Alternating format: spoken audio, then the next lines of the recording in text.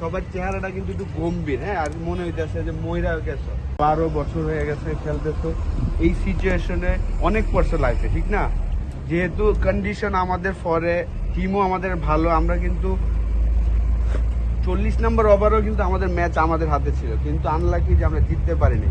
তো এইটা এখন আর আসবে না, ফিরে আসবে না। এখন আমাদের আজকের দিন এবং কালকের দিনটা আমরা যেন ভালো প্রিপারেশন নেই এবং সবাই জন্য হ্যাপি মুডে থাকে।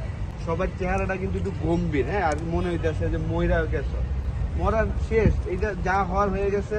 যে মিস্টেকটা করছো, কারণ এই খেলাটা আমিও খেলছি, জানি যে কেমন লাগে, যে কখন আরেকটা দিন আইবো খেলার, আমি আমার শোটা করবো, পারফরমেন্স, ঠিক না? তোমরা ওয়েট করতেছো, everybody waiting for game, next game.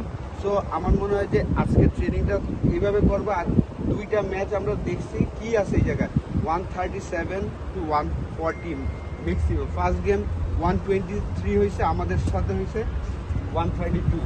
তার মানে এই জায়গায় কিন্তু বড় শট খেলার প্রয়োজন নাই ব্যাটসম্যানরা। জাস্ট এই প্র্যাকটিস উইকেটটাও কিন্তু ইজি না। আমরা প্রথম 2 দিন আসে খালি 6 মারার প্র্যাকটিস করছি, কেউ 1-2 এর প্র্যাকটিস করি না, যে আমাদের ওই যে 1-2 প্র্যাকটিসটা আজকে ওইভাবে করবা। বাজে বলের জন্য ওয়েট করো, ভালো বল ডটটা যেন না হয়, এই প্র্যাকটিসটা করো। ওকে, সবাই হ্যাপি ফেস, হ্যাপি।